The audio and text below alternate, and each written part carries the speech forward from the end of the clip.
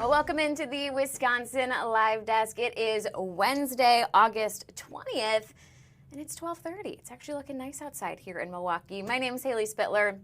If you're thinking to yourself, I just tuned in and I've never seen this person before, you haven't. It is my first time on the Wisconsin Live Desk, so patience please as we try and figure this out. But there's actually a lot of news happening right now around the country. Kind of two big stories actually out of Texas here. On the left, this is the Texas House of Representatives who are voting right now on some new maps, a big national story as they try and get some seats that would go towards Republicans that are normally Democratic seats. And then on your right, this is the Texas Senate. This is their Select Committee on Disaster Preparedness and Flooding, obviously an area that was hit really hard, especially Camp Mystic. You might remember that. So they're working on plans for the future. Big question there, the same one we have here in Wisconsin is, can we get aid for those that have been hurt by this flooding? Also happening right now, all eyes Hurricane Erin, as it potentially could have some effects on the coast, both New Jersey and North Carolina, potentially South Carolina. We're actually going to take a live listen into this meeting out of Atlantic City, see the latest on those preparations. Maybe more. We'll see what happens. And a lot of this also depends on the actual direction of the wind and speed of the wind and how long. You know, we talked about wind blowing for 24 hours.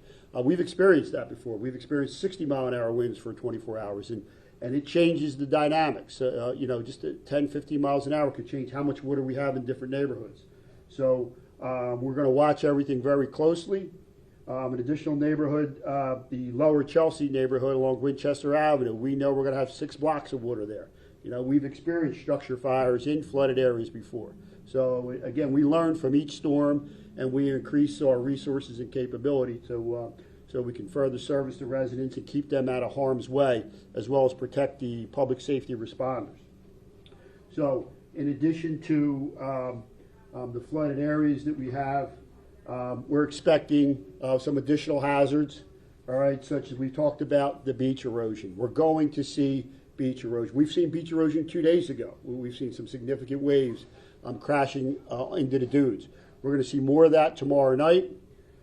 So we're already anticipating. We've done some drone flyovers already, measuring our beach, so we have a good idea of how much beach we had before the storm and what we're going to lose. So the rip currents, the Beach Patrol Chief will talk about some of the other stuff, some of the other safety precautions that have been taken on the beach. The flooding, we're expecting it only to be the one tide, and we'll be good. Hurricane Erin will be headed out towards the east.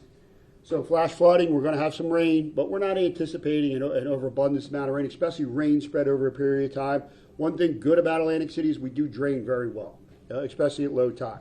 High tide, it's a little bit different story based upon how fast the rain comes down, but we drain pretty good. We will have our pumps are working, our dewatering system, which we are increasing and enhancing very soon, but the pumps that we have will be working. So when the water does start to subside, the pumps will kick on when we hit that right threshold and help dewater the city even faster. So we're fortunate to have those pumps as well. So one thing I do want the community to be absolutely be aware, maintain situational awareness. Everyone should have a weather source. Everybody should have a place where they get their information. One thing we always stress is look out for your neighbors. You know, the senior citizens, whether it's the senior citizen high-rises or communities in the neighborhoods, look out for the elderly, you know, and make sure that they're taken care of. We want you to know, you should know if your area floods, you know your zones, know your evacuation zones. If you need to evacuate, have a plan. You know, contact friends or family members, you know, where are you going to go? Let somebody know where you're at. Make sure to take care of your pets. You know, it's one thing we sometimes we miss a lot is taking care of your pets. It's not always easy to think, should you have to go to a shelter? That's something you don't want to do. You know, make arrangements, have a place to go, especially with your pets. Time to remind everybody, have an emergency action kit. Have an emergency, not only emergency plan, but have an emergency kit, you know, that's going to have your water, it's going to have food, it's going to have your basic rationings in it, it's going to have your medication. It'll have flashlights, batteries, a radio to stay informed. So it's important to assemble a kit. And there's lots of information about what you can put in your emergency kits on ready.gov. Ready.gov has a phenomenal amount of information on what you can put in your emergency kits based upon your needs and your areas. So, in addition to that, I would just like to finish with check on your neighbors. Just please check on your neighbors. We're not going to need to evacuate in this case, but be ready and be prepared for the event. Stay safe. Thank you. And next for an update. All right, we're on just the hearing conditions some on the beach. updates out of New Jersey as Hurricane Erin continues to kind of make its way towards the coast. Not expecting landfall with this storm. That is some good news for sure, but there is still going to be impacts, especially we're hearing here in New Jersey. We know North Carolina, potentially South Carolina. They're talking about beach erosion. Just some dangerous water conditions that can be deadly waves, flash flooding, riptides. Just because it's not going to make landfall doesn't mean it's a storm not to take seriously. Sounds like no mandatory evacuations out of New Jersey. We did see some yesterday out of the Outer Banks in North Carolina. So we're going to continue to certainly monitor this storm. We'll have some more updates coming up after the break from our weather expert, Stephanie. But first, I actually want to get us over to Texas. Again, a lot going on over here as they vote on some redistricting maps. This has been a big story across the country as Democrats actually kind of fled to avoid this vote last week. They were required to come back. The voting seems to be underway there. It's all in an effort to change, I believe, 5 seats to make them more Republican-leaning. It's gotten California's attention as they said, hey, if you do this, we're going to change our maps to get some more Democratic seats. So we're going to listen in to this as that voting appears to be underway. Denies or abridges the right to vote on account of race or color. There's one side that says it doesn't. There's the other side that says it does. And so what this amendment does is simply add some accountability to this measure by simply stating that until a federal district court issues an order determining the changes one way or the other, this law will not take effect until that happens. And so if you agree that it abridges the right to vote on the basis of race or color, you ought to be for this amendment. If you're against that, if you think it doesn't do that, you really ought to be for this amendment. Texas has been in redistricting court fights over every decade since the 1970s. On numerous occasions, Texas has been found to have passed unconstitutional and intentionally discriminatory maps. As each and every one of you know, the maps we just passed in 2021 is still being litigated for potentially discriminating against Black and Latino voters. We might as well let the courts take a preemptive look at these maps to ensure that we don't waste any more time than we already have. And so with that, Mr. Speaker, I'll be happy to yield to any questions that my colleagues may have. Scope for purpose. Will the gentleman yield? Gentleman I yield yield. for questions. He yields for questions. Thank you. Representative Dutton, one of the criteria that we look at to determine whether a map preserves or protects communities of interest, I want to explore the map on this criteria. Can you explain to us what the residents in East Austin have in common with the residents in Port Aransas? Well, again, what I say is one thing. What I think Chairman Hunter would say is something else. It's just the opposite. And so what this amendment says is that, wait a minute, we're going to make sure that we get this right by letting the federal court decide what the answers to your questions and the questions that many people have here. That is the only way I can consider that we would not waste a whole lot of time in terms of getting whatever maps that this body wants to pass completed and done with. And it ought not to be a process that ends and begins here, but it ought to be looked at by the federal courts. Okay. Can you explain how representatives of communities and interests in perhaps North Austin have in common with the residents in East Texas? Well, again, my argument would be one side, and I think Chairman Hunter's would be another.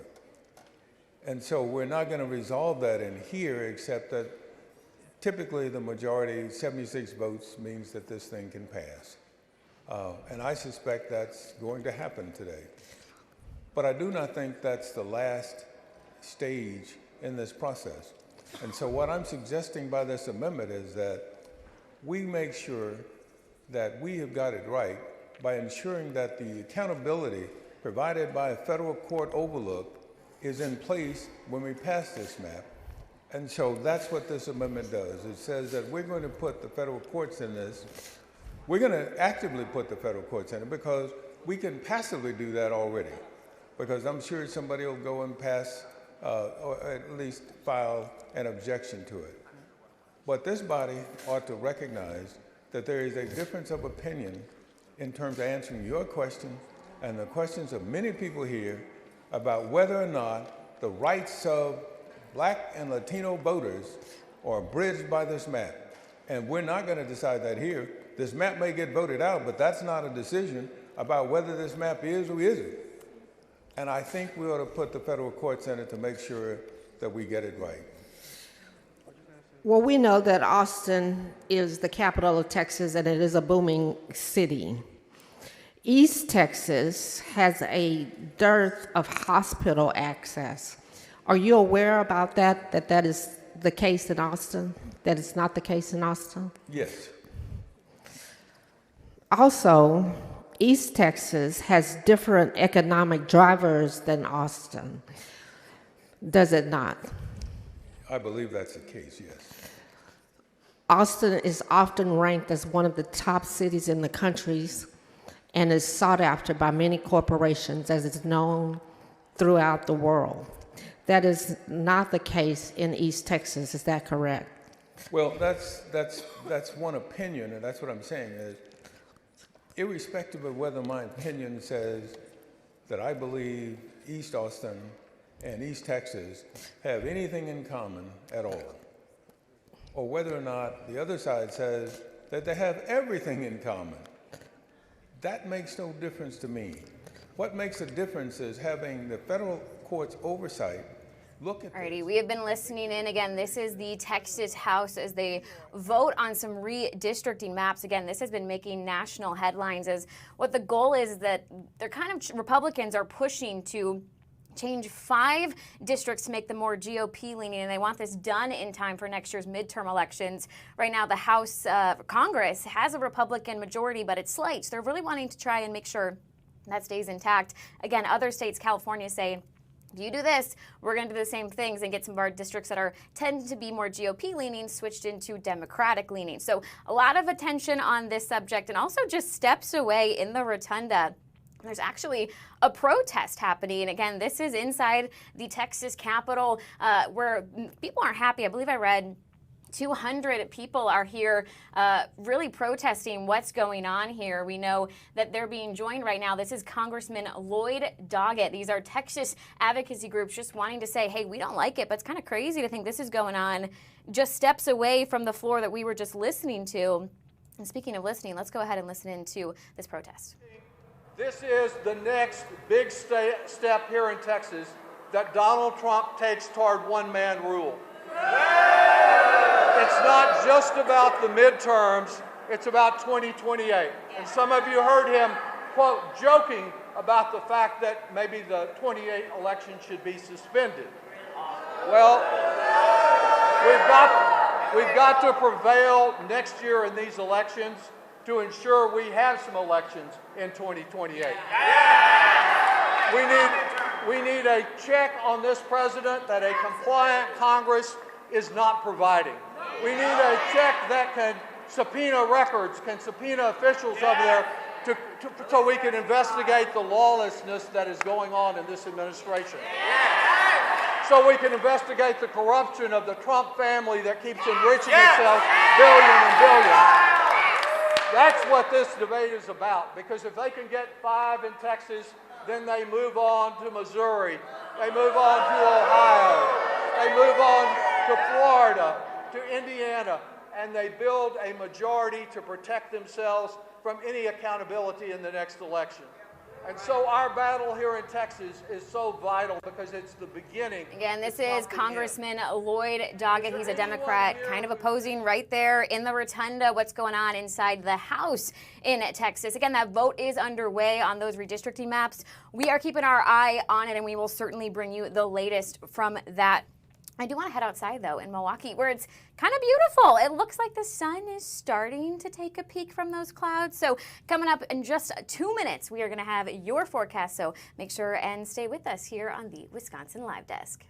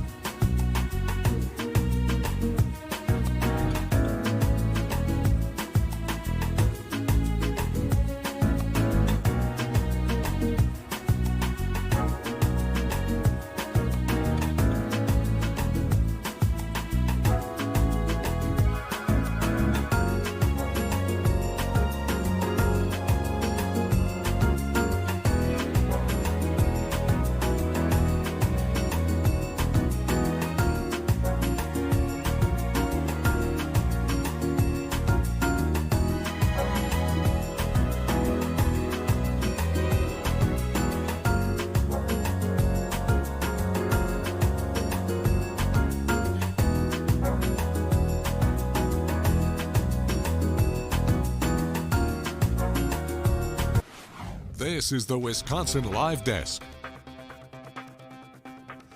Welcome back to the Wisconsin Live Desk. I am Haley Spittler. It is Wednesday, and it's kind of a nice break on the weather today. It's nice outside. Let's take a look. Certainly it's cloudy. I feel like a few moments ago the sun was deciding if it wanted to peek out. We'll have to keep our eyes on it, but I'm no weather expert, so let's bring in the real deal, Stephanie Barkello. Hey, Stephanie. Welcome to Fox 6, first and foremost. This is my first time working with you. It is. I was telling you earlier, everybody, I hope you all appreciate Stephanie's outfits the way that I do. I want to steal your wardrobe. You are too kind. You are always welcome. Thank you. Just say the word. I appreciate that. I appreciate that. But yeah, weather-wise today, it's not too bad. It is still a little cloudy, like you mentioned. I loved your comment about the sun deciding what it wants to do, because as I'm looking outside our window here in the weather office, looking out towards the weather deck, I do still see a few peaks of sunshine. So it depends on where you're at. Looking at satellite and radar, you can still see that there's a lot of cloud cover across the state, but look at this little bubble of clearing that's moving in off of the lake right now. So that's what we're starting to get in on. Sheboygan, Ozaukee, soon to be northern Milwaukee County, just this little area of clearing, which means the clouds from here will start to shift off towards the west. So I think we'll still see late day clearing, but in the meantime, a few peaks of sunshine expected throughout the remainder of the afternoon. Temperatures, though, are still struggling. Let's see what our sensor here says at the station. 71 degrees. Milwaukee is very similar. We've been steady at that temperature since 9 o'clock this morning. So with all of that extensive cloud cover, plus the lake breeze, which is a bit on the stronger side today, that's going to hold temperatures where they're at. So most lakeshore communities are looking at low 70s today. Unless we really can clear out a little quicker, then we may warm just a couple more degrees. Even inland areas, though, are going to be a bit below average, with highs likely in the mid 70s today. So it's going to be a cooler than average day, but slowly decreasing cloud cover.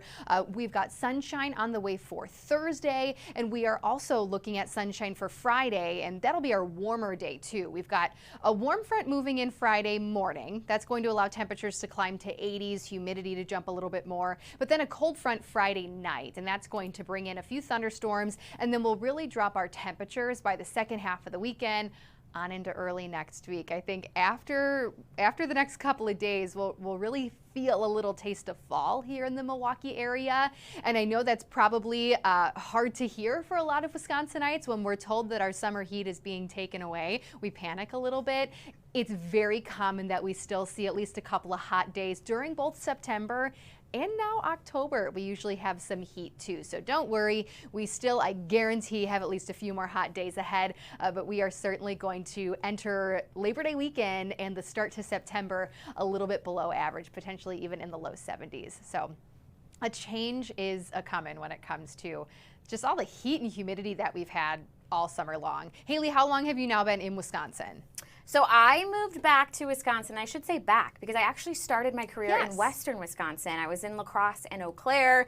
I'm in the Coulee region, the Chippewa Valley. They are beautiful. I was there, gosh, it would have been 3 years ago. Okay. I just spent the last 3 years in South Carolina, in Greenville, which Beautiful. beautiful. I would say their summers brutal, Stephanie, but their winters, that's where they get the better deal for sure. Very light winters there. But I moved back at the beginning of this month. Okay. And I gotta say, I love fall, so I like to hear the 60s are coming back. What about you? Yeah, I loved this summer, but it was very hot and especially humid. I think that's what you'll hear from a lot of Wisconsinites from this past summer. But I am looking forward to fall because, like you said, especially fall in Wisconsin, there is nothing better. I absolutely love it. Also, fun fact, my sister actually lives in South Carolina, not too far from there, more so southwestern parts of the state, but we love Greenville in that area. Yeah, it's a really nice area. Here this summer, and it's definitely in South Carolina, that humidity you were talking about, my hair, Oh yeah, not a fan. it's rough. My sister doesn't go outside during the summer.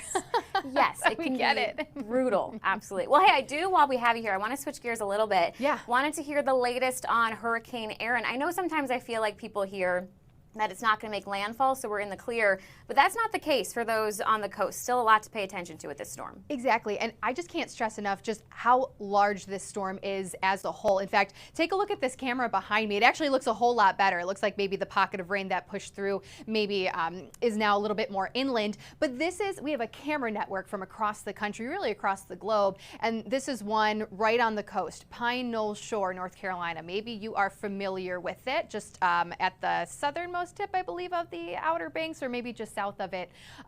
Regardless, just earlier when I was putting this camera into the system, it was actively raining. Now look at the water though. In fact, here, we'll stand on this side so you can see it a little bit better. Look at how far up it already is. So we're going to still see in these areas, both the Carolinas, but especially North Carolina, and then eventually up the East Coast, storm surge as well as high waves. So yes, even though this is not expected to make landfall, look at how large this storm is. We're thankful it's not going to make landfall because this would probably be a bad one. But because of how large it is, I mean, you can see the width, the diameter here, these outer bands are still going to impact, especially parts of North Carolina. So you can see that the far outer band here is already bringing just a few showers and storms. Now, most of the flooding potential for North Carolina's coast is more so going to be from the storm surge. So it does look like there's the potential for up to 4 feet of storm surge still in parts of that area. And just putting this in motion for you, this is our sky vision model here. So notice again, even the remainder of tonight and tomorrow morning, how that outer band, it's still going to bring showers and storms to especially parts of North Carolina, but also up the East Coast through about Friday, and then that should get out of here, continue to move out towards the east. So main impacts here going to be the high waves, the rip currents, just the dangerous conditions out on the water, and then the storm surge here. Remember the Outer Banks of North Carolina, those are, essentially islands out into the Atlantic, not connected to the main state of North Carolina. So that's where a lot of the impacts will be felt. And this is just the potential storm surge forecast here for Hurricane Erin. So you can see South Carolina all the way up north to New Jersey could deal with at least a few feet of storm surge, but the problem area really will be North Carolina's coast and especially those Outer Bank islands where there have been mandatory evacuations. We heard earlier from one of our MMRs with Fox Weather that part of that interstate, getting to and from has at times already been covered by water. So that was really the primary focus for that mandatory evacuation. Just getting in and out may be not possible throughout the remainder of the night tonight. So tonight, tomorrow morning, those areas are going to be impacted, and then through Friday up the East Coast could also be dealing with some of those lesser impacts, but some of the high waves especially, and some of that storm surge. They'll also get the wind, maybe a little bit of rain from the outer bands, but I think specifically the storm surge is going to be the bigger deal for parts of North Carolina. Stephanie, your heart kind of goes out to North Carolina. Obviously, this is the coast, which wasn't hit by Hurricane Helene, but western North Carolina was. That was just about less than a year ago, but a lot of damage there. That state's still working to kind of get back together to recover from that. Okay, so we're keeping our eye on this until about Friday. Is that when Hurricane Erin's supposed to be a thing of the past? Yes, and then over the weekend it moves east and will no longer be an impact. All right, well, we will continue to follow that, of course. Thanks so much for joining us, Stephanie. No problem. All righty, well, we will check back in and probably get some more weather later. But of course, we are on the Wisconsin Live Desk. I'm Haley Spittler. I want to take us back outside. We'll take a look in Milwaukee, downtown Milwaukee, because it's a very exciting day in Milwaukee. Free hamburgers are being given out. Guys, it's about an hour away now. This is going to be a very big deal. I've heard more than 100,000 burgers are going to be given away by George Webb. Of course, we get this because of the Brewers. They won 12 straight. Honestly, they went on to win 14 straight, but 12 straight is what got us these burgers. I started last Wednesday, which was the day they clinched Game 12, which clinched these burgers, and I have quickly realized how important and what a big deal this is to Milwaukee. So we can't wait. We're going to hopefully get a live report from a George Webb coming up. George Webb restaurant coming up on the Wisconsin Live Desk, because I'm sure now that we are an hour and 3 minutes out, there's probably got to be a line forming if I had to guess. But hey, we're going to take another quick break, and then we will be back on the Wisconsin Live Desk.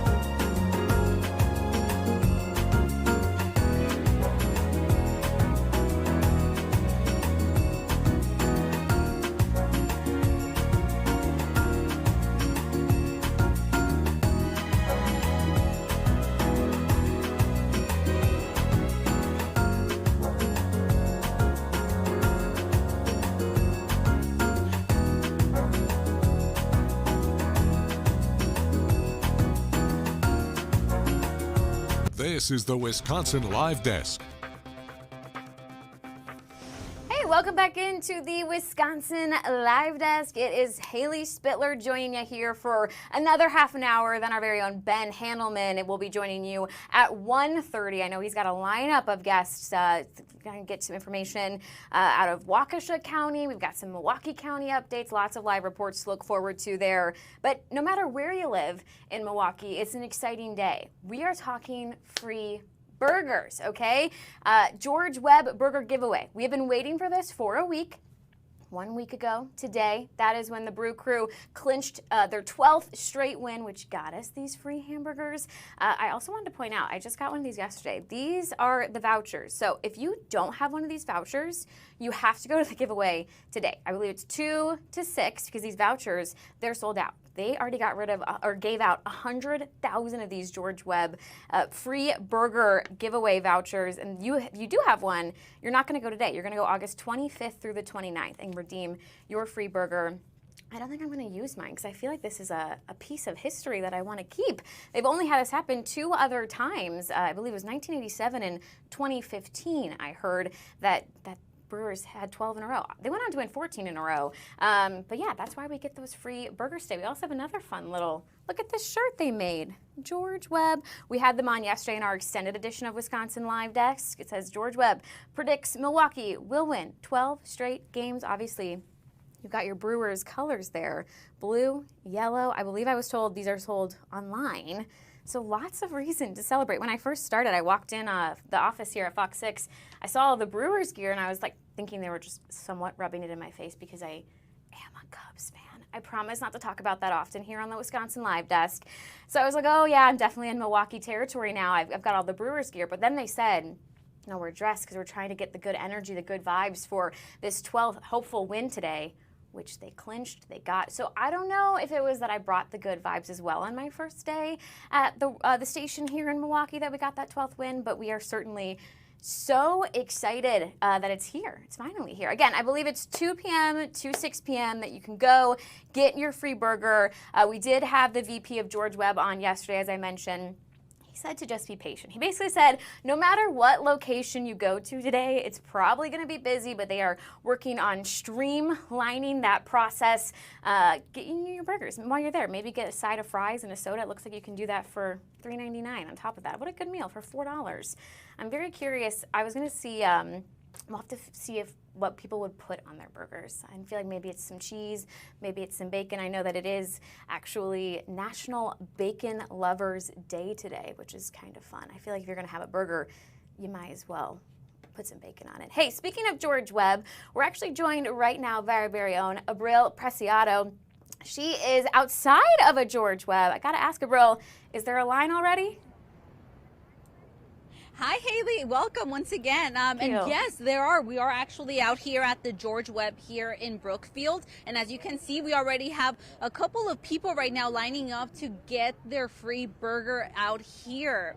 Right now, I am counting about 1, 2, 3, 4, 5, 6, 7, about 10 people in line. They're right here early because, as you know, they are expecting to have this line kind of go around the corner, at least from what we were told inside. As we know, this is the 3rd time that George Webb is able to give these free giveaways. The first one was back in 1987, then again in 2018, and right now in 2025. So as we can see, we have a couple of people right here lining up. Obviously, it's still early.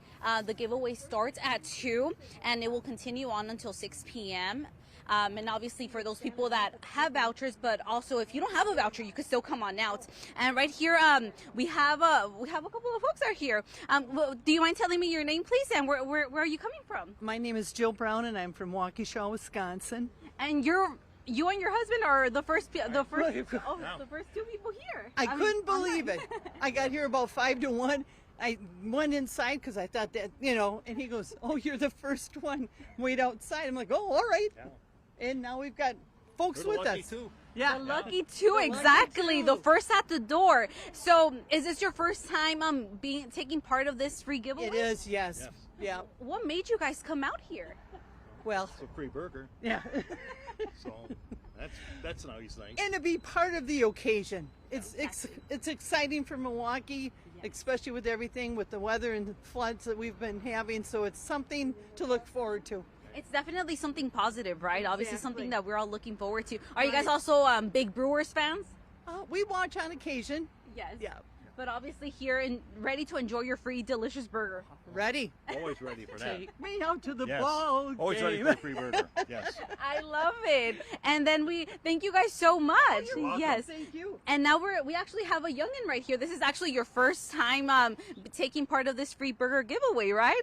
Yeah, this is my first time. I'm very excited. I was very surprised when we got here. I thought I was gonna be surrounded with people. Don't know where the end of the line is. I thought I was gonna have to walk all the way almost out to the road. But you got here early, right? Yeah, I got here early. I was surprised. I thought everyone was gonna get here early. And who are you here with? My grandma. Did you tell your grandma, we need to be there early because I am trying to get first dibs on my burger? Something like that. And Said what are you something wearing like that. right now? I can obviously see that you're a huge Brewers fan. I'm wearing a Brewers hat. I bring glasses, but I guess I don't need them. It's not that sunny out. So. And then I'm wearing black pants. This is not a Brewers color, but then I had to change my shirt into a Brewers color because it was green. It was Packers color, so I changed it into a Brewers. So are you excited to try your first free burger? Yeah. Yes? Yeah, very excited. How did you hear about it? Is it because it's everywhere? Yeah. Everyone's talking about it, Yeah. right? Yeah. Are you going to tell your friends about it? Like, I got my free burger. Probably when we get to the school year. Yes. How about you, ma'am? How are you feeling? I'm feeling good. Yes. Obviously something super exciting, right? It's Yes. a big day for Milwaukee. Yes, it is. This is my first time coming to get my free one. Really? Have you tried a George Webb burger before? I don't know. I don't think so. You know, I'm actually right there with you. I haven't tried one. Today I will be trying one for the first time, which you guys will check out later. But yes, yeah, something very exciting, obviously. Yes, it is. Something that is bringing many people. Obviously, this is one of the many locations, right, where people are going to be getting their free burgers today. Yes. Now we just need another 12 wins. Right, exactly, exactly. Thank you guys so much. You're welcome. And then we have a couple other people right here also waiting. You know, we're still, obviously the line is still, you know, it's still super early. There's still time for people to come out here and start getting in line. But where are you guys coming from? I'm from Wauwatosa. Wauwatosa, how about you, sir? We live here in Brookfield. In Brookfield. And what made you guys come out here so early? Obviously. Yeah, well, just to get in line. But I remember in 1987 when I did this, I got my own burger. Now with my son, I thought I'd bring him along and he can experience it as well. That is so awesome. So how old were you back in 1987 when 23, 20, yeah. Oh my God. Yeah, living in my first apartment, and it was a George Webb on Titonia that I went to. That is so awesome. And obviously it's a special moment, I could assume, right now that now you're sharing it with your son. Yeah, it's something fun. It's very Milwaukee-ese. George Webb has been around forever, and it's a cool promotion they do.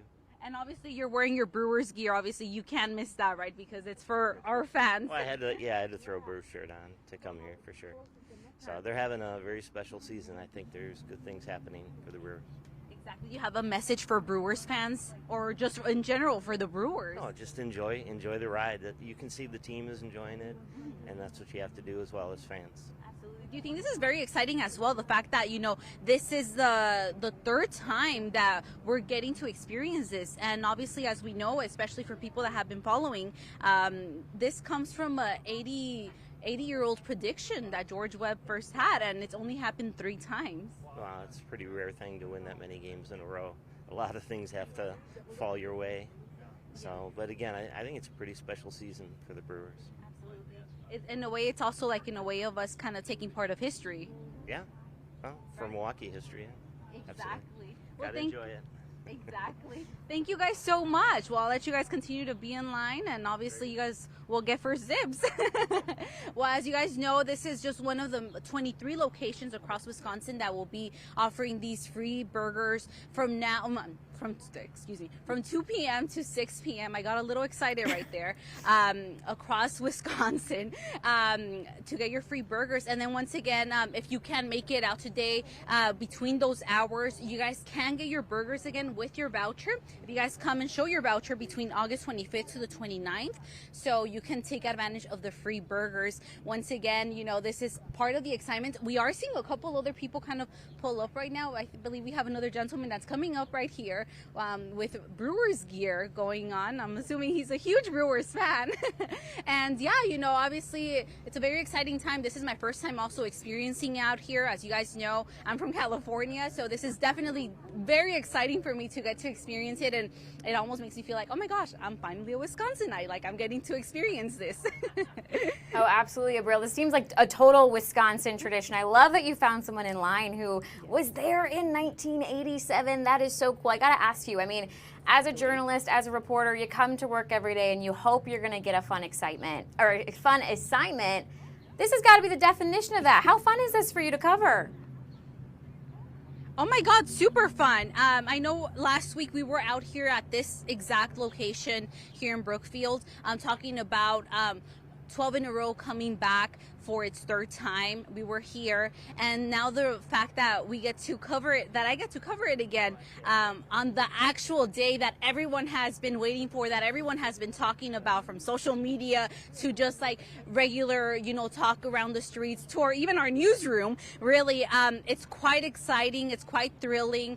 You get the sense of like that Milwaukee energy and that pride, and overall just getting a glimpse of history, because as mentioned, and as we heard from many of the people that we spoke to right here, that's what we're experiencing. It's only happened 3 times in 80 years. So the fact that we're getting to see this is really exciting, and definitely one for the books. Oh, absolutely. I got to ask you too, because those in line right now, they still got about 50 minutes of waiting. How does it feel outside? Is it okay? Not too hot, not too humid? How are you guys feeling right now? Is it feeling humid? Is it feeling hot? They're asking. Are you guys okay? It's pretty fine. It's nice with the breeze. It's pretty good, yeah, and I can agree with that. The weather's actually nice, so it's cooperating. Thankfully, it's not humid either, so we're pretty much good out here, and I believe that obviously that helps, because again, we still have about an hour until they'll start giving the burgers away, and then a couple of, I believe it's 4 hours for the burgers to continue on again from 2 to 6 p.m. Glad to hear the weather is cooperating. The weather must also be part of the brew crew. Obviously, they're Brewers fans. They wanted to. Yes. Oh my gosh. Oh, we have a development. Can we speak with you?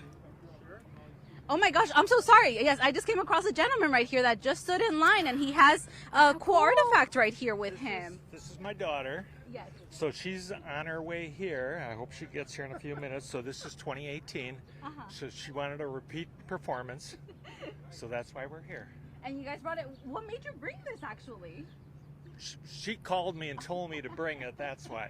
That is so cool. So is this I'm assuming this is your second time with her, kind of sharing this experience? Oh, absolutely. Yeah. I don't know if we made the time before that, but yeah, certainly this one. Yeah, this one was memorable. So.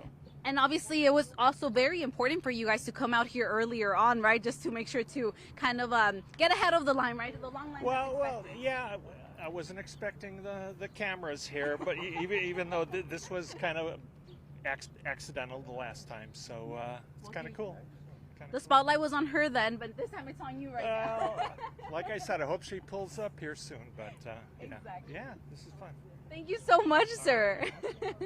Once again, as mentioned, we're coming across many different people that are coming out here, getting in line to get their free burger. Once again, it's very exciting, such a cool day to be out here in Milwaukee and in Wisconsin overall and following this tradition. Yeah, this is why you got to watch the Wisconsin Live Desk. Look at what we're finding right now in the moment. We found 1987, now we got 2015, and Abril, you are joining in on the tradition 2025.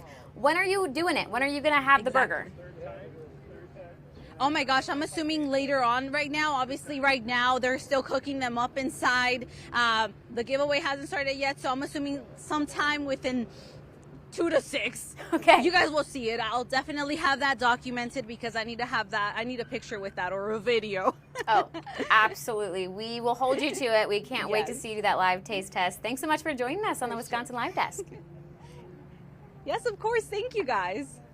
All right, you saw it there. So much fun going on at George Webb. I can't believe that burger giveaway is already here. You know, we heard about it a week ago, and now they're doing it. Here's the details if you need them. It's from today, 2 p.m. to 6 p.m. If you go out right now, you're probably going to be in good company. I mean, we are just seeing these lines already form 45 minutes early. It's kind of fun if you're going out as a Brewers fan, because I'm sure you're going to stumble upon other Brewers fans who are waiting in line. I love hearing all the stories, you know, father and son there. The father went 1987. He wanted to bring his son along 2025. Then we heard the father and daughter who went together in 2015. Just a lot of memory, and that's why it's a big deal, I think. It's not just about getting a free burger. It's about being a part of the history and making these memories that you will remember clearly for decades. So again, doesn't matter what George Webb location you go to, all 23 are participating. If you did get one of those vouchers earlier, there was 100,000 that were given away. You can redeem those from August 25th through the 29th. Otherwise, if you don't have a voucher, they're gone. So you are going to need to go today from 2 p.m. to 6 p.m. I'm going to guess you're going to wait in some form of a line. Obviously, we already saw that line forming already about an hour early. They said they got there 5 minutes before 1, the first people. So I'm going to guess it's just going to keep growing and growing.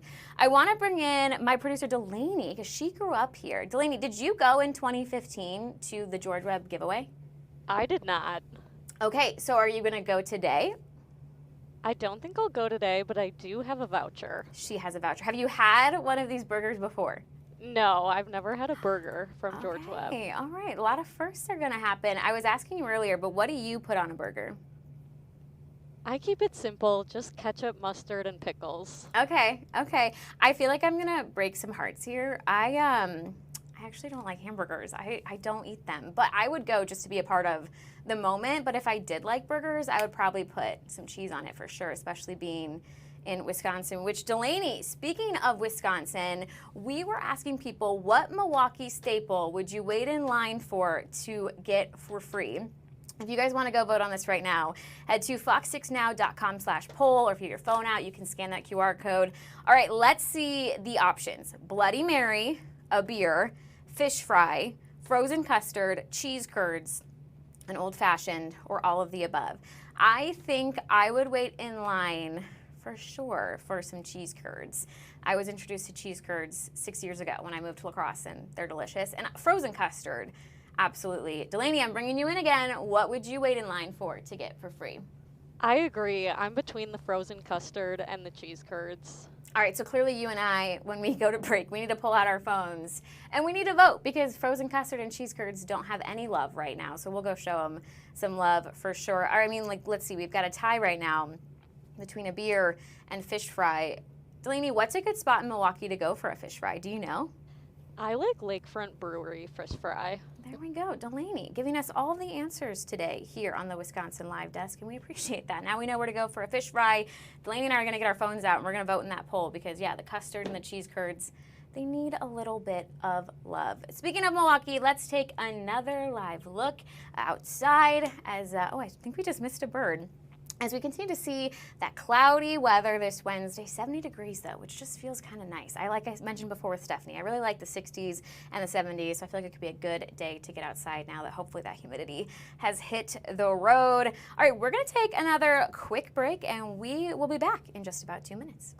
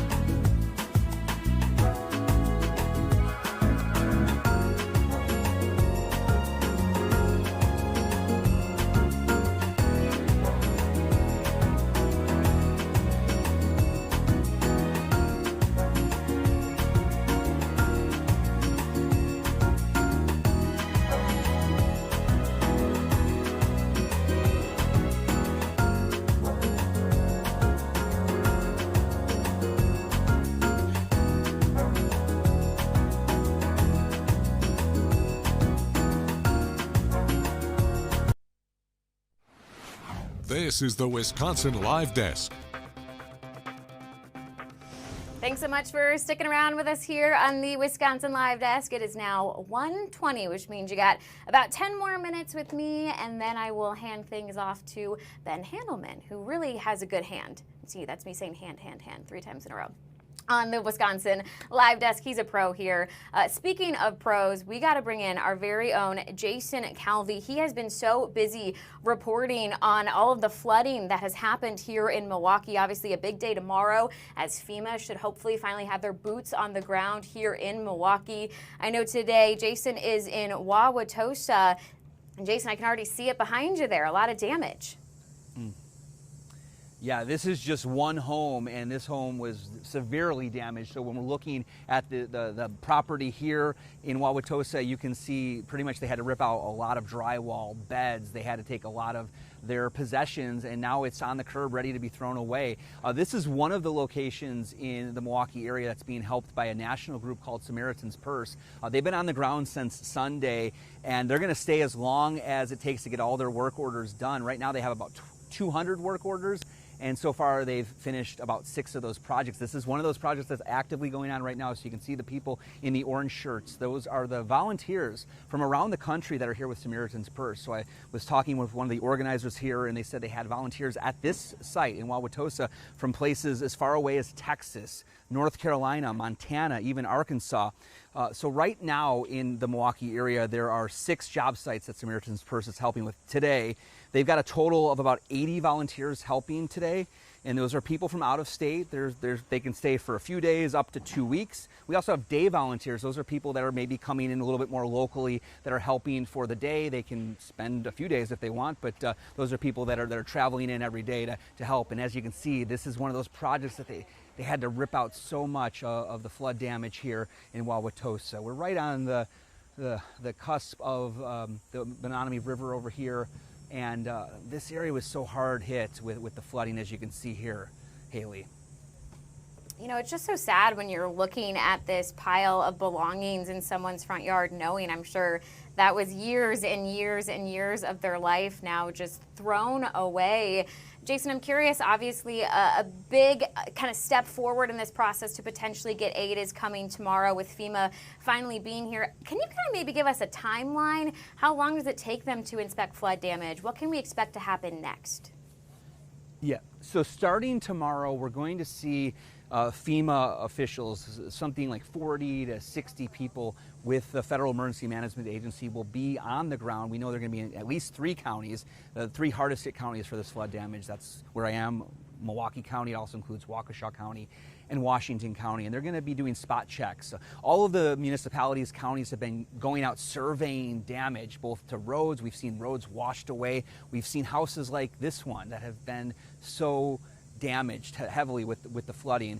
So they're going to be doing spot checks on what the local governments have assessed as far as damage is concerned, and they're going to be looking at some of those to really see if we reach the threshold that then could lead to a federal disaster declaration. Only the president can issue that declaration, and this next step is really crucial because FEMA is going to be coming out. They're going to be reviewing and looking at several properties across the region, particularly our 3 counties here that I just mentioned, and they're going to be looking to see what that damage really looks like. The next step after FEMA finishes the joint assessment with the states, so it'll be state and federal looking at the damage, kind of coming up with a rough ballpark figure for how much has been destroyed here in these counties and across southeastern Wisconsin because of the flooding. Then the next step is the governor can officially ask the president to declare a natural disaster and call it a major disaster. And with that, if that happens, the governor asks for that, the president does issue it. If he does issue a disaster declaration, then that can unlock some federal money from FEMA to help flood victims like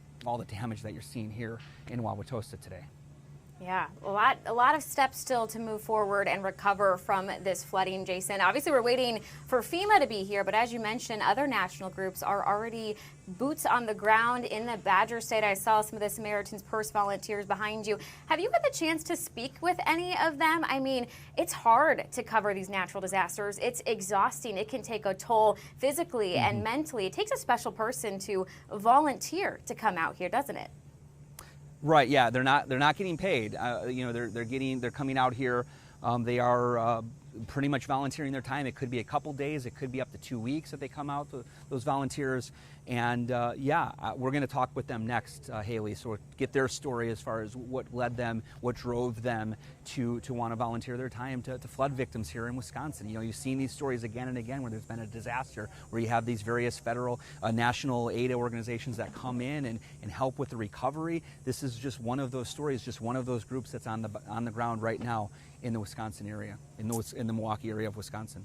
Yeah, absolutely. I feel like whenever you cover any sort of storm that comes by, it can be so devastating, but also in that kind of darkness, you find the light, you find the good in people of, hey, I'm going to help my neighbor out, I'm going to help this stranger out. Have you encountered any of those kind of inspiring stories? I mean, you've been busy covering this flood the last 2 weeks.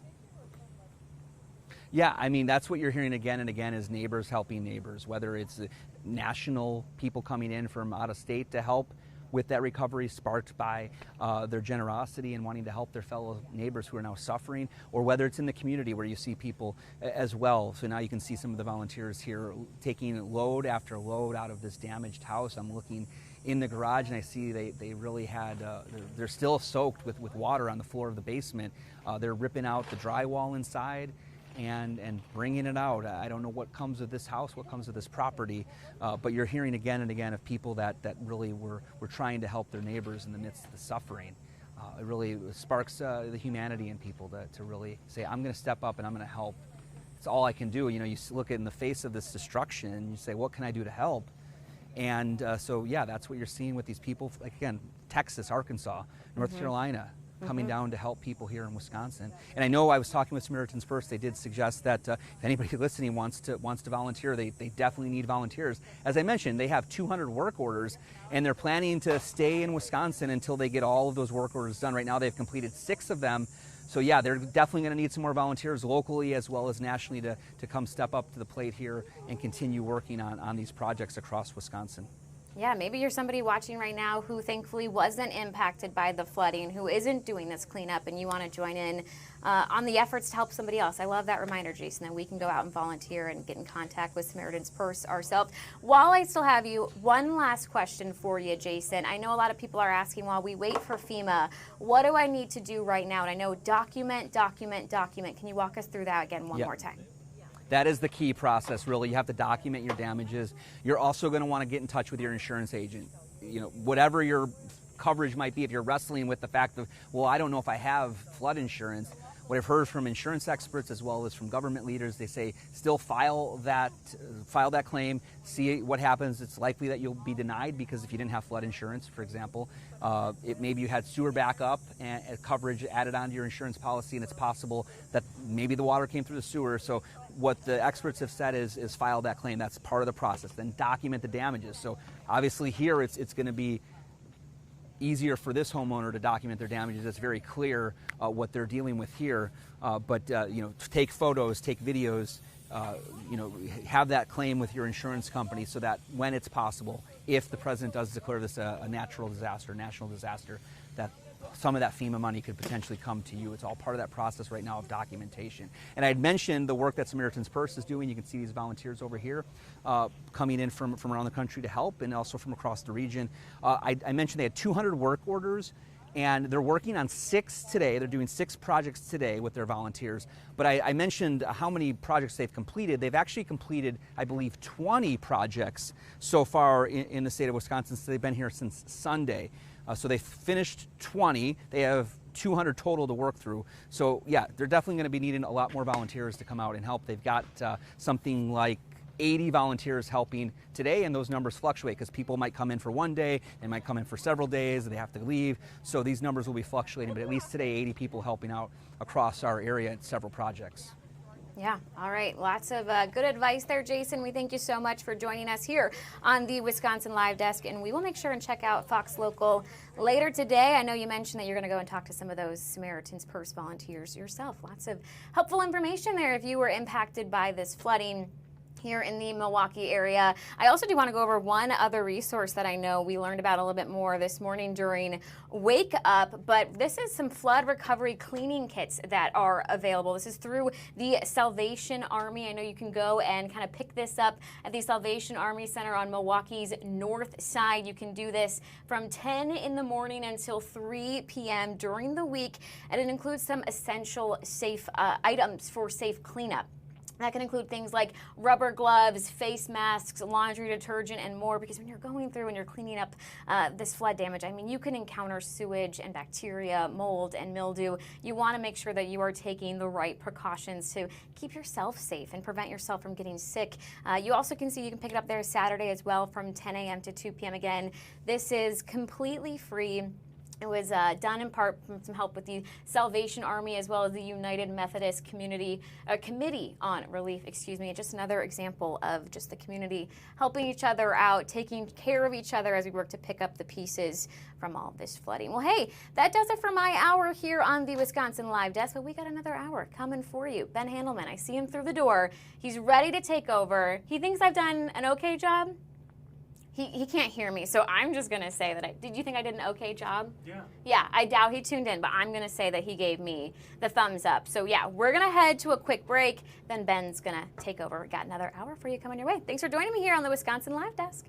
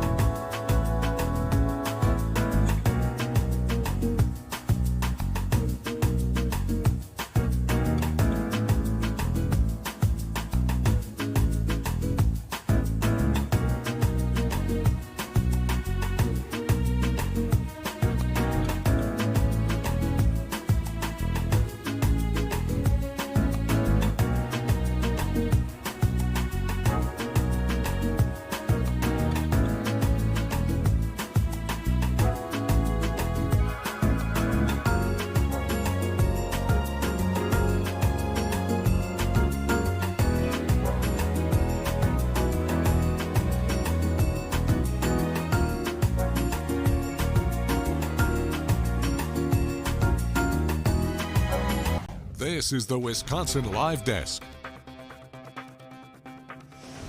News peeps, welcome to the Wisconsin Live Desk 135. How great was Haley? Her first ever appearance here on Fox 6. And we threw her into the craziest show we have here, the Wisconsin Live Desk, because you got to hit all these buttons. You got to, like, you're in control of everything that's happening right now. And I've got, wow, just a ton of feeds coming in right now as I'm getting set up here on the Live Desk. I want to take you out to California. Gavin Newsom, the governor out there, was talking. In Texas, they're changing up. They're going to redistrict to try and get more congressional districts in Republicans' hands. I think that's what they're talking about in Texas. This is not Gavin Newsom. They're on a Zoom call. Let's just listen in and see what's going on out in California today. This is not about left or right. This is not about party anymore. This is truly immoral. It's unconstitutional. We are seeing everything that our country has always stood for shredded before our eyes. And so we're not going to play by the rules anymore. We're not going to be the only party that has one hand tied behind our backs, operating under the norms of our democracy that have clearly been eroded and thrown out by this Republican administration and Donald Trump. So look, I'm going to let every elected official decide what's best in their best interest. But for me, I'm going to fight with every single fiber of my being against this unprecedented, unconstitutional power grab that Donald Trump is doing right now. Senator? Look, I'm sitting here in Newark, New Jersey. It's a phenomenal community that's showing so much success, but we still have a lot of folks who are struggling here. And so, of course, if anybody wants to try to do the right thing by our community, we're going to work together to do that. But we are not there. What we are seeing right now is so frightening and so despairing. The threats to this community that I live in and the state that I represent are staggering and stunning. I will watch hundreds and hundreds of thousands of New Jerseyans lose their health care. One of my small businesses that do work here because of Trump's chaotic tariffs tell me it's like an extinction level event for kind of small businesses that are working in his sector. I am watching families who are already struggling in a tough economy, now about to have their energy costs go up, their healthcare premium costs go up, their grocery costs going up. This is a time of trial, and it is a time to fight. Because Donald Trump is not playing by the rules. He's not honoring our democratic traditions. This is not a difference of right or left. This is indeed a difference of right or wrong. And so Gavin is right. Now is the time for all of us to ask ourselves, how are we going to fight? And I'll be damned if I'm going to continue to let Donald Trump, Republicans from Texas, continue to disregard, demean, and degrade other Americans, to deny them their rights without a fight. That's the history of our country, is people during times of moral crisis, from Alice Walker to Harvey Milk, from Sojourner Truth to Martin Luther King, standing up. They are our legacy. They are what we've inherited. And we may not be able to stand in the ways that they did, but we've got to find a way in our time to cause some good trouble, to not let this continue, to wake up others. And that's more my concern right now, is getting more people to understand the urgency of this moment and what's at stake. Many Americans are starting to realize, we've already seen coast to coast some of the largest demonstrations for democracy and for justice that we have ever seen in this country's history. But we've only just begun. We're only about 200, and we have seen this much grift. We've seen this much corruption. We've seen this much dismissing of our constitutional rights and privileges. And so it is time. All right, this is Cory Booker talking. He's a senator from New Jersey. Gavin Newsom, the governor of California, holding this Zoom call, and they're all holding it because of what's happening here. That's a live look from Texas, where Democrats are now back in the state of Texas, and now Texas is moving ahead with a vote for redistricting, and this will change a lot of the districts there in Texas. Your representative might be a Democrat now, but the way they're going to redraw the lines, according to reports, will give Republicans 5 more seats in the U.S. Congress. And so you're seeing other states that have more Democrats in them, they're responding by threatening they're going to redraw their maps to offset what's happening in Texas. And then you get this giant fight. So that's what's happening nationally here as we're watching a live picture there from Austin, Texas, as you're seeing a big battle take place where they're going to redraw the maps, and it's going to have effects all around the country as other states are now threatening to do the same thing. Okay, as we watch that, I want to bring it back locally because there's a really interesting story happening out in Brookfield where Brett Lemoyne has been all over this story from the very beginning, and he joins me now live on the Wisconsin Live Desk. Brett, thanks for joining us. All right, catch us up to speed here. A big debate over something that was being sold inside the mall at a kiosk. Yeah, and I was all over the story professionally, Ben. Just want to make that very clear. Okay, from the get-go. In a professional manner. Cannabis, so we did cannabis vending machines. I didn't even know it was a thing until you reported on this. Very few people did until our report, Ben, and it spurred a lot of change, and that change actually it continued just this week. Last night, the Legislative and Licensing Committee, I want to make sure I have that right, Legislative and Licensing Committee in Brookfield passed the beginnings of an ordinance that would essentially make this kiosk moot. They would essentially ban kiosks like this in the city of Brookfield. What it is, Ben, is a kiosk inside Brookfield Square Mall. It's right in this main entrance next to Barnes & Noble here. You walk in and it's unmanned, and you can buy cannabinoid products containing like Delta-9. For a time, it also had what the owner was calling psychedelic mushrooms. After our report in March, the mall said, no, we don't want you to sell those psychedelic mushrooms anymore from the kiosk, so they were pulled. And so ever since, Alderman Mike Hallquist has been working with the city attorney and the city police department to find a way to make this a little bit safer for all Brookfield residents. The biggest issue, Ben, was selling these products, whether it was intentionally or unintentionally, to children. The owner of the kiosk has it set up where they say that you can't purchase any of these products unless you're over 21, even though it's unmanned. Yeah, so explain this to me, again, professionally, because I don't know the Delta-9 like other people do, but a lot of people describe it as a loophole because weed is illegal in Wisconsin, but there's this loophole that allows these other I can never say the word. Delta-9, you know, it's cannabinoids. Cannabinoids. Yeah. They've got THC in them.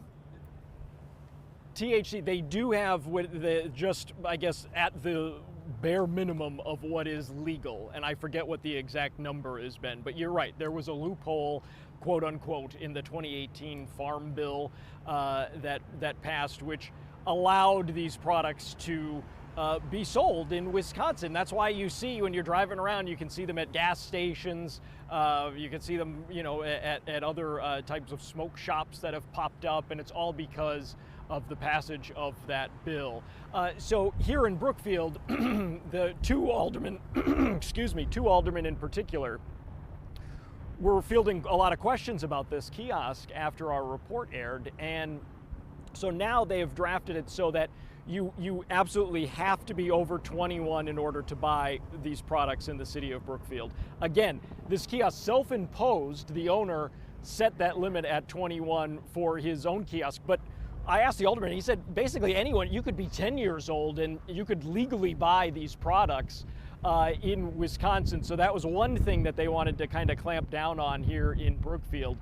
The other is that it has to be sold essentially in a brick and mortar store. So you can't just have a kiosk, you know, essentially in the middle of nowhere selling these products. It has to be actually in a store, and it has to be manned. There has to be someone checking in person checking an ID. How does it work now? I mean, do you go in, and is it like when you go on the internet and it's like you go on like a beer page and it's like, are you 21, and you put in your birth date, but you could literally just put any birth date you want? Is that how the kiosk works? It's a little bit more sophisticated than that. So the owner explained it to me back in March as this, and we should point out we did reach out to the owner, Bill Fuchs, and he declined to comment for this report today. But in March, he told us essentially you take your driver's license and you have to have it scanned into the kiosk, and then the name on the driver's license has to match the credit card that's used to purchase the product. So it also checks the birth date on your driver's license. But Alderman Hallquist said, you know what, that also leads to a lot of problems about privacy issues as well. And someone's very... It's the kids. They might not be happy with your reporting on this. But anyway, so I don't even remember what I was saying because I was trying. Oh, you're talking about how that was really interesting though, that it did have to scan both the license and it had to match up with the credit card, but there's the privacy concerns. There were privacy concerns with it as well, but you know, I mean, we brought up too in March, well, what's to stop somebody from just taking someone's driver's license and credit card and using them to, you know, getting Dad's wallet and coming down to the mall? Yeah, hey mom, I'm going to the mall. I'm just going to the food court. Yeah. I'm going to outside Barnes and Nobles. Yeah, right. I mean, there's not much, frankly, that's here. We did another report when they pulled the psychedelic mushrooms and just kind of took the pulse of the mall in general. Ben, I don't know if you remember that, but it was a great story. I do remember it well. Yes. Vacant spots. And the city of Brookfield's trying to revitalize this area. We also did a story about the Brookfield Public Market that's being proposed and now is gaining momentum, albeit in a truncated fashion, for the other end of this property here. So there's a lot of activity that's trying to get off the ground here in Brookfield at this Brookfield Square location. But one of the concerns that they had was obviously with this kiosk. So here's another interesting thing, Ben. There are 3 other kiosks that are in operation in our area that are just like this from the same company. It's Ethereal Gold Dispensary. They're located in Waukesha. Ethereal Gold has one right outside their storefront in Waukesha. They also have one inside the Salty Toad bar in Waukesha, and they also have one inside a liquor store in Wales. So obviously the difference is, right, that those are located in, and again, these are outside of Brookfield, so not relevant to the ordinance that's being proposed here. But those are all inside stores, essentially, right, or businesses. So there are people that are at least there. And places you have to be 21 to buy the other stuff. Exactly. Yeah. You couldn't purchase alcohol, for example, inside that Wales liquor store if you were 14. So you see the problem here. Your reporting has been so good on this. Correct me if I'm wrong, because this is one of my takeaways. It was really one woman who came forward with the big complaint, who was like, "What is this doing in our mall? Was this just the power of this one woman going to our alderman?" And obviously your reporting probably helped open the eyes of a lot of people in the community that this even existed. But I just remember that one woman. Yeah, we had FOX6 viewers who contacted me and said, "Hey, have you seen this kiosk at the mall?" And I had no idea what she was talking about, and that really got the ball rolling. So just from that one viewer tip, which we always appreciate, and of course you can email us or me anytime with Waukesha County related matters, that really sparked this whole thing. So Alderman Hallquist said it was because of our story in March that he got the ball rolling on this ordinance. And then right after, about 2 weeks after our report aired, we did a follow-up because the mall got wind of what was actually going on. And according to Bill Fuchs, the owner of Ethereal Gold Dispensary, the mall just had some unease about the sale of quote-unquote psychedelic mushrooms in this kiosk. So the mall said, "Can you take those out of the kiosk?" So now there is a sign that is tapped on to the kiosk inside that says if you want to purchase psychedelic mushrooms, go to their website as opposed to the kiosk. I think at the time they replaced them with some gummies, some Delta 9 gummies or something like that here in Brookfield. So this ordinance, it's not a done deal yet. It did pass at the committee level last night. It will now go to the full Brookfield City Council next month. So we're just a few weeks away, really, from this becoming a reality, which obviously begs the question, well, what's going to happen to the kiosk? Yeah, right, exactly. Ben? So the kiosk, as it is right now, would not pass with how this ordinance is drafted currently, right? So it would be in violation of city code, essentially, if it stayed as is. And I asked Alderman Hallquist, well, what does that mean? And he said, well, essentially, they could be fined. The owner would be fined if they don't get rid of it, until they were brought into compliance. And really, the only way that they could get into compliance here is if they moved it, I guess, if they moved it into one of the many vacant storefronts at the mall and had someone there to sell those products. And you almost wonder who would be fined. It would be the mall who would be fined, not necessarily the company that owns the kiosk, right? Well, that's a good question. And I think because of the way that it's structured, it would be the kiosk owner, perhaps, but I think there would be maybe some liability on behalf of the mall too. That admittedly is a gray area. We did ask that of Alderman Hallquist, and that's a little bit of a gray area as to who would be in compliance. But we want to stress just one more time, Ben, that there is nothing. We checked in March. They've gone through at the city level before last night's meeting, obviously, and checked with the police department. And there is nothing illegal about this kiosk. Yeah, I actually thought right now. I thought the owner, to his credit, gave a great interview with him. He's been very upfront about what the kiosk is, what it does, and walked you through the security features. It's not like that, quote unquote shady. They're trying to hide anything here. It's literally out in the open in the Barnes and Nobles, and I do give that business owner a lot of credit for talking about it because, as you said, it's not illegal right now.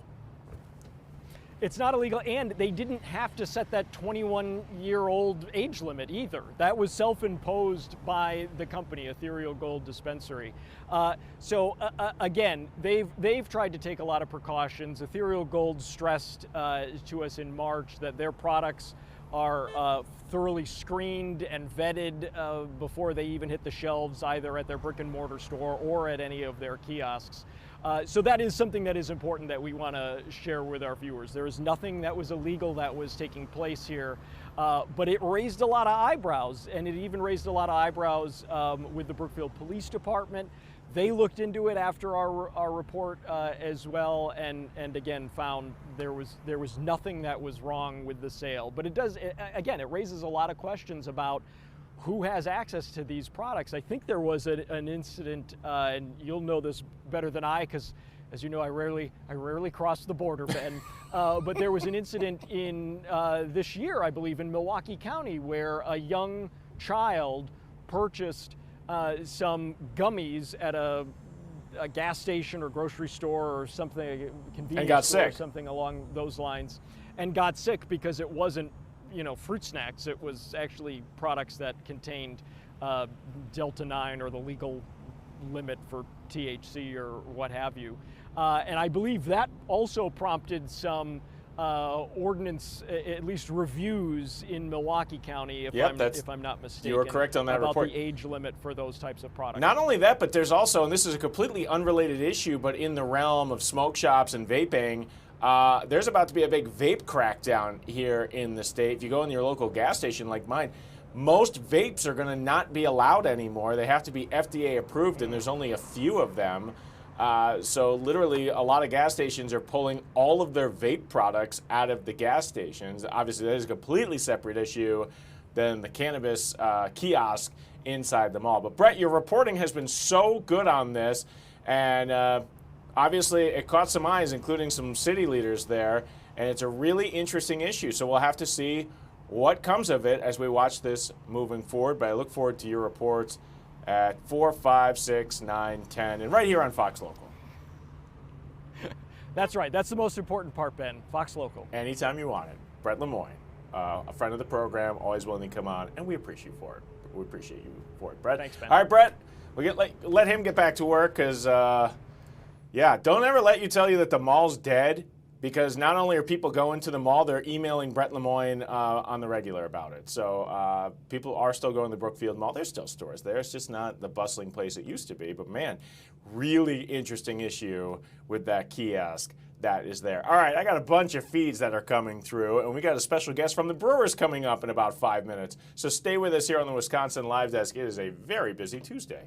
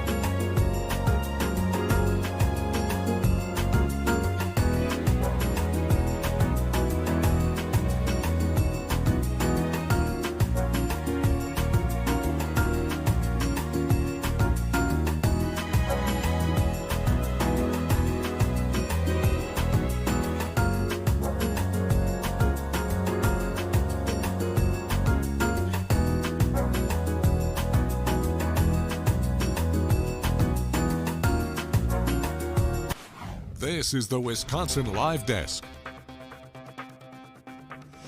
Ben Handelman from the Wisconsin Live Desk. Man, is it busy. I got all sorts of feeds coming in here. Like, I can show you things from all around the country, like that rainy shot from New York City near our Fox headquarters. Not a good day. It kind of looks like what it looked like here the last couple of days in Wisconsin, but that's what it looks like in New York City. There's lots of action happening in state capitals around the country. In Texas, they're talking about both redistricting, very controversial. It's being argued. There's actually press conferences happening right now around the country about the redistricting, but they're also talking about disaster preparedness and flooding after the terrible, terrible floods they had in Hill Country. But let's bring it locally here, because I'm really excited about what's happening in this camera. And our camera's not really set up. We're seeing people's feet right now as Jeff Rings is getting ready, but this is at a George Webb location. Oh, I think you can hear me.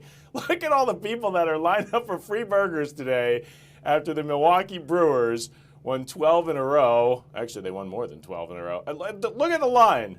This is on South Howell, just one of the more than 20 locations where people are getting free burgers today, which is a good segue into my next guest here on the Wisconsin Live Desk. I am really excited to bring in Cecilia Gore from the Milwaukee Brewers. Thanks for joining us here on the Wisconsin Live Desk. And we're not going to, well, I guess we could talk a little bit about burgers, but we're going to talk also with the Community Foundation with the Brewers. You guys do amazing work and are just so integral into what you do with our community. But recently, you guys wrote one of the fattest checks I think I've ever seen you write. This was incredible. Tell us about the $250,000 donation that the Brewers Foundation handed out recently to the Veterans Community Project here. What is the project, and why did the Brewers give them so much money? Well, that is an exciting project, and thank you for having me today. I'm always excited to talk about Brewers Community Foundation and our work. And it is pretty exciting to see that long line of people that are up for taking a burger. In the last couple weeks, we identified the Veterans Community Project and decided to provide a $250,000 grant to this organization in support of their 40 tiny homes that they plan to build on the north side of Milwaukee.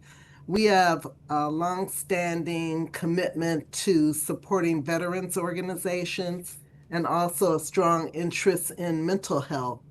And this combines both of those very important issues and provides another just meaningful support, which is housing. It's just And incredible so how we much. know there's a significant number of people that are homeless, that are veterans and have mental health issues. So all of that came together and made it an easy something for us to support. My video's pausing right now, and hopefully we can get this fixed here. But it was great because you brought out one of these tiny homes out to the ballpark recently.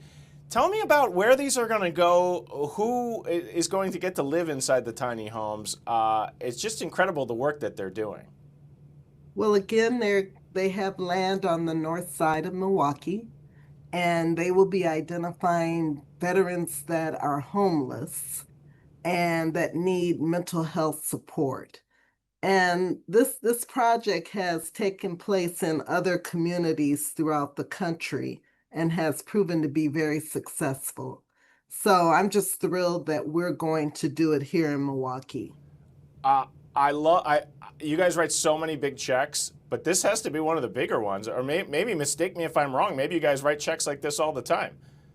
I would like to say we're writing them like that all the time, but we do large checks periodically for impactful organizations. So, for example, we just made a commitment to Sojourner Family Peace Center. They have a campaign going on, and we're providing them with $250,000 to support their efforts. So we're very familiar with organizations. We fund about 200 nonprofits annually, and periodically we get to do a big one. I love that you were able to write those big checks, and a lot of that money is coming straight from Brewers fans. I mean, this is the 50-50 raffle, right? That's right. That's right. Every game day we sell our $2 raffle ticket. The odds are great. You're going to have one winner who has an opportunity to win half of the day's sales of tickets. So I always like to point to opening day because somebody took home $99,000, but that included a rollover from the last game of last year where somebody didn't claim the winning. So we rolled it over, and that person took home $99,000. Typically, our prizes are about $20,000 or so. But as we move into this more successful phase of our existence, I think our pots will be higher. Well, I'm just showing, we've got a live picture, so you're seeing it right there. We're inside the George Webb because, if you noticed, it's 2:03 in the afternoon, and that means it is officially free burger time. There's the mayor, Cavalier Johnson's handing out free burgers at this location. I thought he was holding 2 or 3 for himself, but good, he's passing them out. He's the mayor. He probably ate some before he got in line here.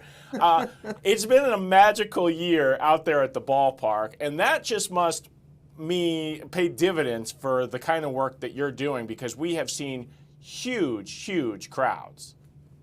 Yeah, it has been perfect for us. And, you know, one of the things that Pat Murphy talks about is winning today, of course, but also that a lot of the players are steeping their efforts in friendship.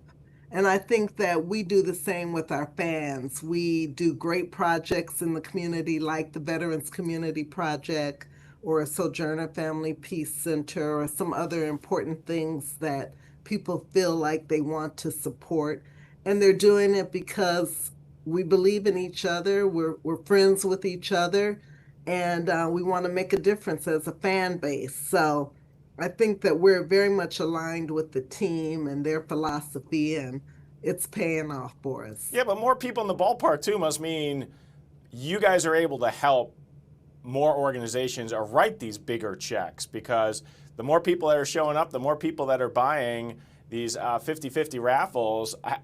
Can you correlate how much more this winning season has meant to being able to help out in the community for the nonprofit work that you guys do as well? What I can tell you right now is we pretty much are selling dollar for dollar. So if we have 42,000 fans in the house on a regular game day, we probably have sold somewhere around $42,000 in raffle tickets, Wow. which means 21,000 would stay with the foundation for grant making, 21,000 would go to that winner. I'm going to think about that So, every time I go to a yeah, ballpark and they put that attendance it's up there on the incredible. screen.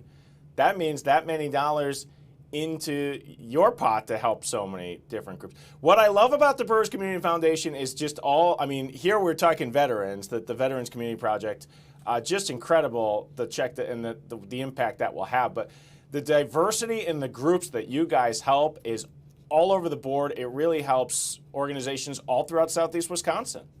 Yep. We focus on health, education, recreation, and basic needs. And the thinking behind that was that we have so many people that are pouring into our fundraising efforts. We want to make sure that everybody sees themselves in the strategy. So education might be really important to you. Basic needs might be important to somebody else. We want to make sure that as you're buying your 50/50 raffle tickets, that your interest in the community is being addressed. And with this group, do you find the organizations, or and this is here the Veterans Community Project there, do they find you or do you find them, or is it kind of goes both ways? It can go both ways, but we've been around for a while now, and we have a good amount of visibility, so people have no problem finding us. And I have to say, we have some amazing nonprofits in our community. They do fantastic work.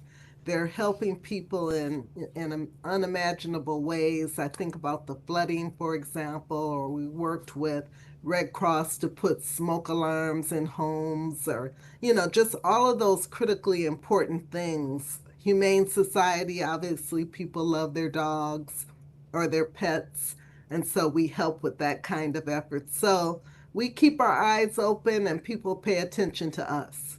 And recently when we just had the talk of funding the stadium, there's a lot of talk on the impact that a baseball team has on the community. And you are the front lines of the impact that a baseball team has in the community. It is amazing that by people going to the ballpark, what an impact it really does have in our community.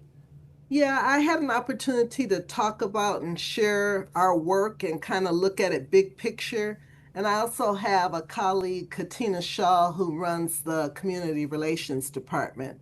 So between our investors, our players, their families, our front office, our fans, we have a lot of people that are all in when it comes to helping the community. And if we have 3.2, 3.5 million fans every year, and then you layer on sponsors and other folks, you've got a lot of people that are interested in making a difference. And being in a small market, it has that small town, wrap your arms around everybody kind of feel. I'm so happy we're able to get the video working here, because here we're getting to see, This is when you handed out the big check recently, but we're getting to go inside the tiny homes. It's really impressive what these guys do and the impact they're able to make. Yeah, when I went in one, I was very impressed. When I thought about, the kind of space that you need to be comfortable, they really hit it on the head. A nice kitchen, sleeping space, a place to relax and just gather yourself and function. I think those tiny homes are perfect for that. Veterans housing veterans. Yeah, look at what they're able to do with this small space, as they were giving tours out at American Family Field recently. Yeah, you see the kitchen there and the bedroom. Yeah, very comfortable. Very great stuff. Okay. And the other thing I like is there'll be 40 of them. So there'll be a community of people that want to improve their lives and can work together and access services that will make a difference. I love that too, that the services are available like right there in that community, that the social workers or the people that are there, they get to just go to this one community. As you said, they all get to kind of lean on each other. Right, right. I have behind me an autographed Brandon Woodruff jersey, and we're going to have that framed and have it put in their community room. so that they know we're keeping an eye on them at all times and hoping that they will hit a home run with all of the projects that they're working on. They've been hitting a lot of home runs this year. This has been just a crazy year. Can I ask you about burgers to end this? I mean, when they came so close the first time, I thought, well, that's it for the season. But you are maybe the biggest optimist I know over at the Brewers. Did you ever have a doubt that they would do this year? Well, I was rooting for them when they were at game 11, and when we didn't make it, I think I actually told someone, don't worry about it, they're going to make it happen later on in the season. Actually, I didn't know that for a fact, but I'm glad that it all worked out, and it's just wonderful to see how happy people are, not just about the burger, but just that the team is doing well, and it creates an opportunity to just be joyful. My friends from out of Wisconsin, I don't think they understand this, and they're like, I don't understand why people wait in a line for like a $3 hamburger, but it's not about the hamburger. It's about the experience of being with Brewers fans, right? That's right. Cheering on the team, all the historic things that have happened this season, and then to top it off with this giveaway, it's just fun, and hopefully more to come. Yeah, we hope we can beat the Cubbies down there today. That's the goal number one. But yeah, it's been an amazing season. You can feel all of Milwaukee uplifted by what's happening, and it's paying off quite literally when people go to the ballpark with the kind of work you guys can do over at the Brewers Community Foundation, helping people like the veterans who get to live in these tiny homes with a $250,000 check from the Brewers Community Foundation. That is just so amazing. Yeah, thank you. Thanks it really for coming. is. I feel so good about it. Well, thanks for coming here on the Wisconsin Live Desk. First time on here, but I will not be your last. We're going to bring you back. Appreciate it. All right, that sounds great. I'll look forward to it. That is awesome. That is Cecilia Gore with the Milwaukee Brewers. They are doing amazing work. And the fact that we're doing it on Free Burger Wednesday, we're talking to Cecilia, that is just, it's meant to be. Everything seems meant to be this year. The stars are aligning. All right, there are new feeds coming in from all around the country. We'll talk more hamburgers, too, on your Burger Wednesday here on the Wisconsin Live Desk.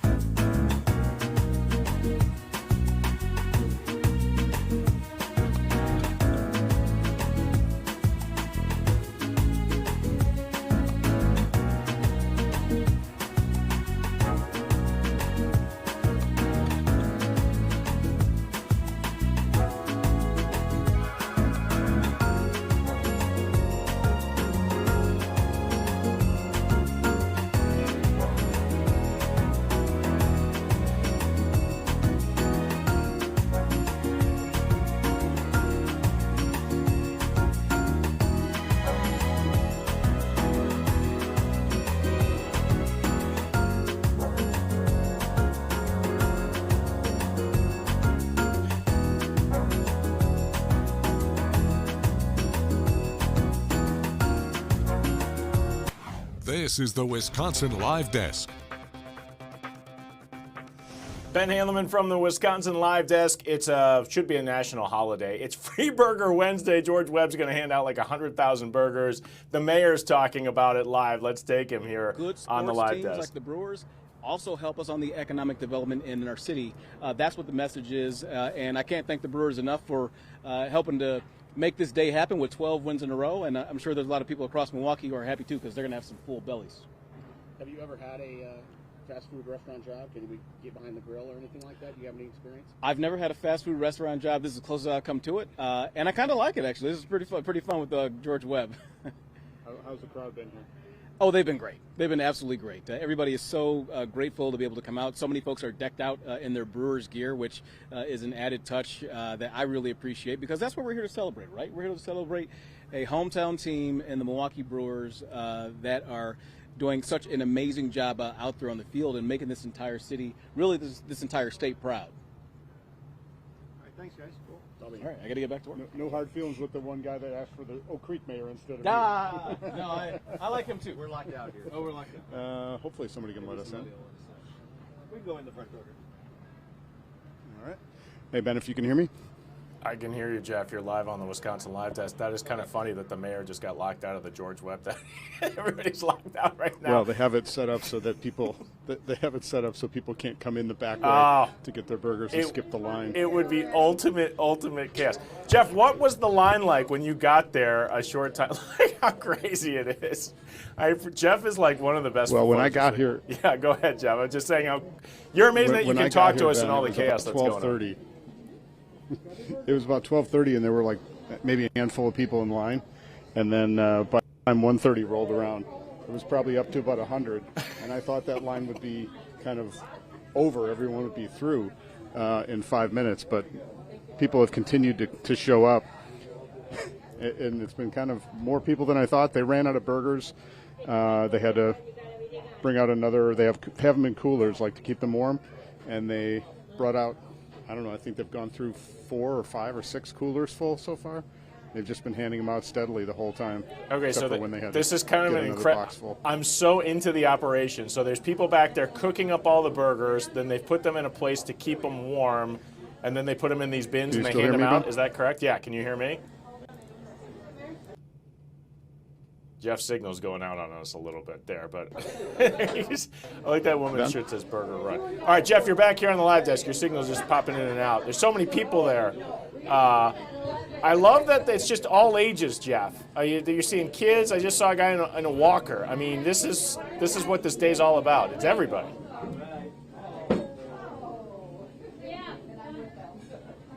Okay, I'm not sure if Jeff can still hear us here. We might have lost his IFB, but we got his signal here. Okay, let's just look at the attire here. That guy's got on this sweet Hawaiian Brewers shirt that I almost bought at spring training, something very similar to that. This is the Howell location. All 20. Oh, Jeff, you're back. You're back. We got you back. I am. I lost you. I couldn't hear you. So I don't know if you were saying anything to me. Well, there's so much traffic. I think your signals are like a little in and out, and that might be part of the thing. Jeff, what I love about this, it's like people of all ages. Like we just saw a guy in a walk, like with a walker, followed by a kid being held by his dad. Like it's just all ages.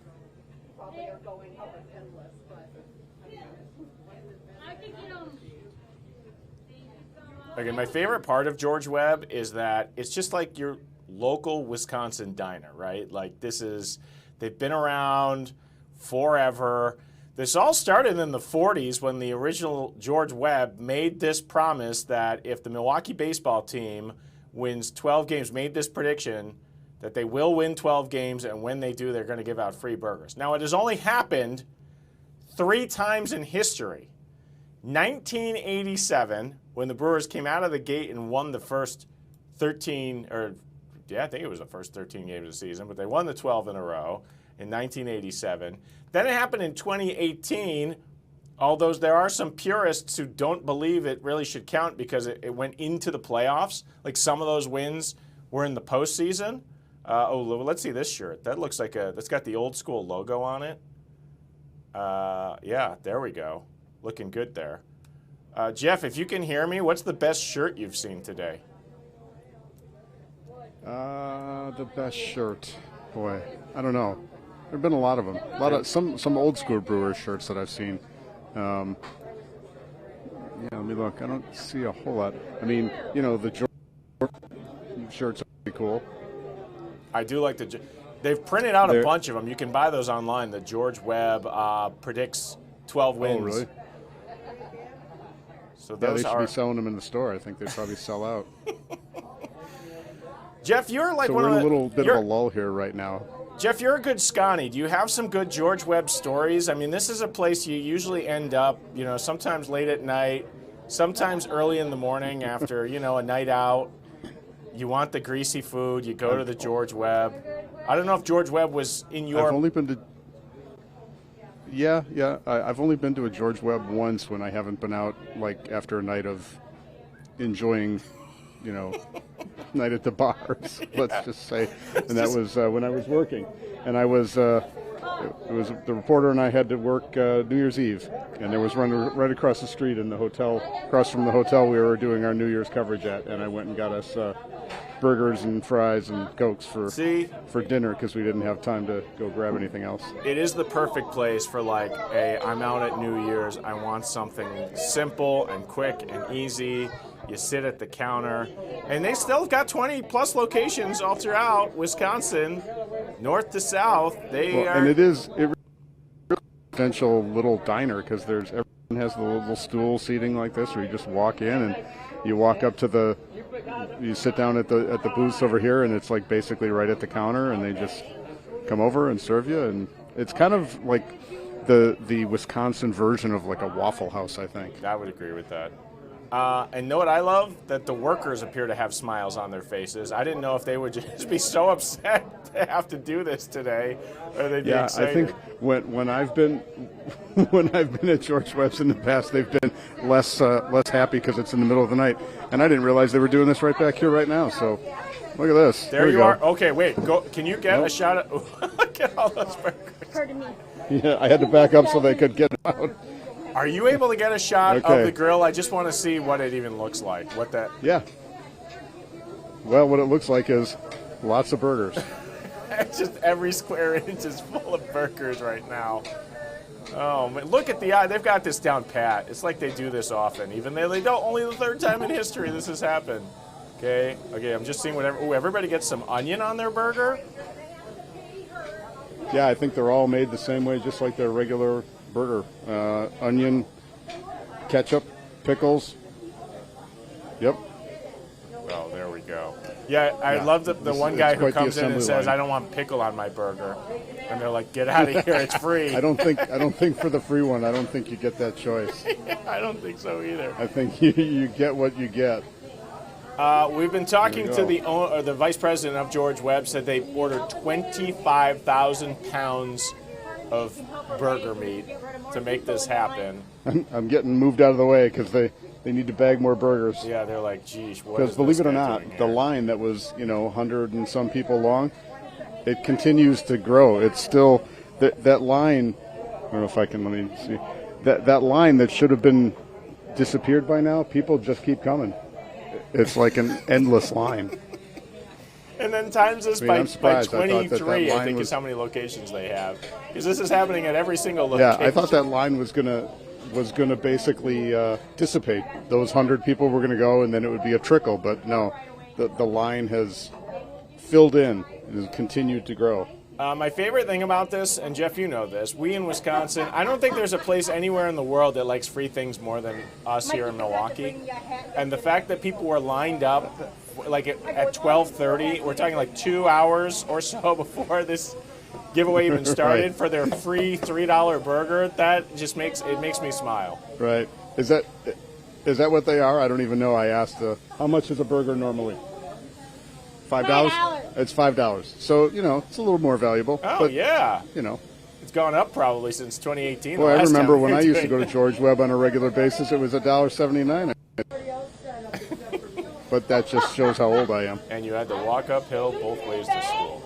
All right, Jeff, I got to get a quick Anything break else you want in to see here. here? Should I show you the line? Yeah, let's see the line before right. we go here. Before I take this commercial break. All right. So the line goes in the door over here where the burgers are getting given out eventually. And let me just kind of show you here.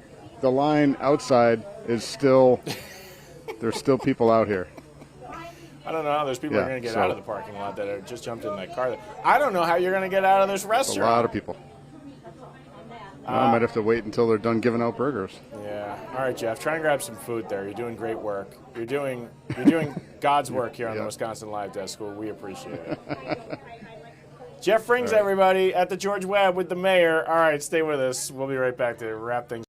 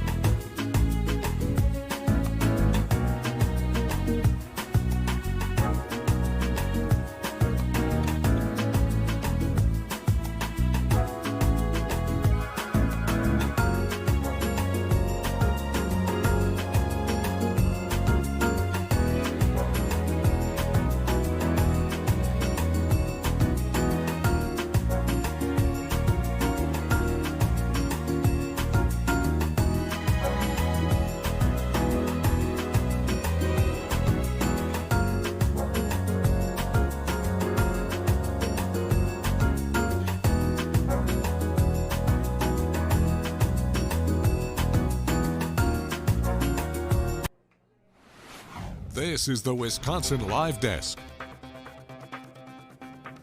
Ben Haleman from the Wisconsin Live Desk. It is 2:26. It is a holiday in Milwaukee as George Webb, at this very minute, is handing out thousands upon thousands upon thousands of free burgers. Photojournalist Jeff Frings, he's hanging out at the Howell location where it sounds like it's getting rowdy there. As people are getting, there's a pause in the line as they're waiting for more free burgers there. Jeff just had a really good shot of the grill as we watch people kind of wait there.